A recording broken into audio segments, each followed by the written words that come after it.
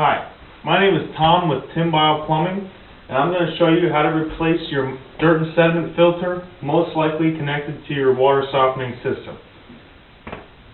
The first step is to take the bypass from on the system connected to your filter and turn it from green to the yellow position, which will be labeled bypass. So I'm going to turn the knob. If you can go left or right, either way, it does not matter. I'm going to turn it until the yellow is showing. If that's tough for you to do, your filter wrench that should be provided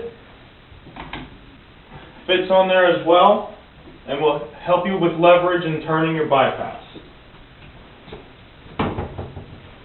Now the system is bypassed, the water will be flowing around the filter and not through it.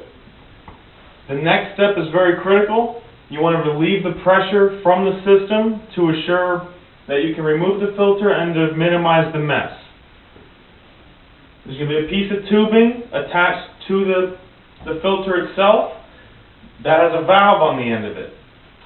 That valve should be counter with the actual valve itself. You want to turn that straight up and down and point your hose into a bucket.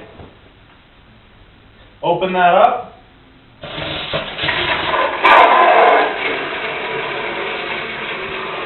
you want to wait until all the water has stopped coming out.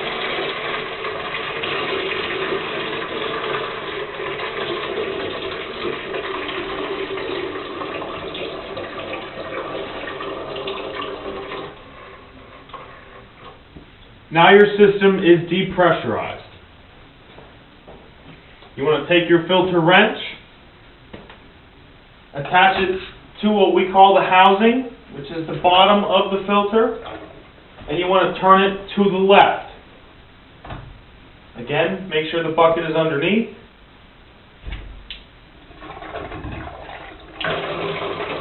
You want to empty the water out of the sump.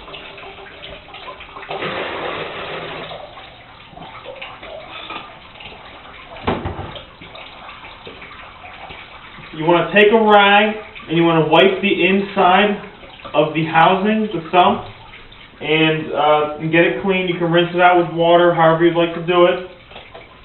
Once that is complete, you want to take your new filter, which will be in a bag, also with a packet of silicone grease. To remove the old filter, turn it to the left, and it'll drop down.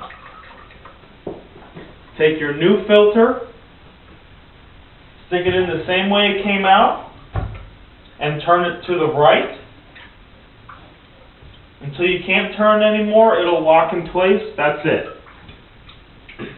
Now that packet of silicone grease that was in with the new filter, there's an O-ring on the outside of what we call the sump. Put a little bit around it. You don't have to overdo it.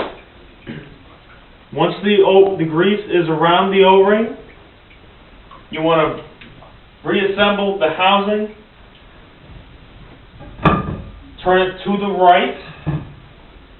Again, if this is hard to do, take your wrench. Until you can't turn anymore, it will lock in place.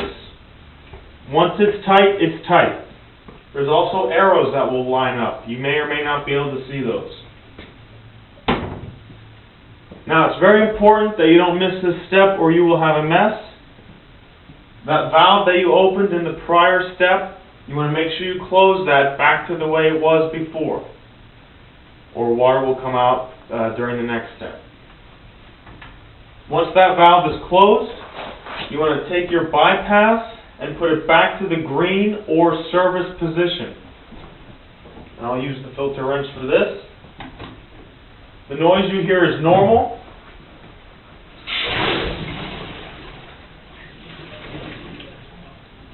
Until only the green is showing. And now your filter is replaced. You want to take your rag and you want to wipe down the outside of this till it's dry. Let it sit for about 5 or 10 minutes to make sure there's no leaks. If there are leaks, you want to take it back apart and repeat the steps. Put some more grease around it. If you're still having issues, feel free to give us a call at 610-261-2074. Thank you.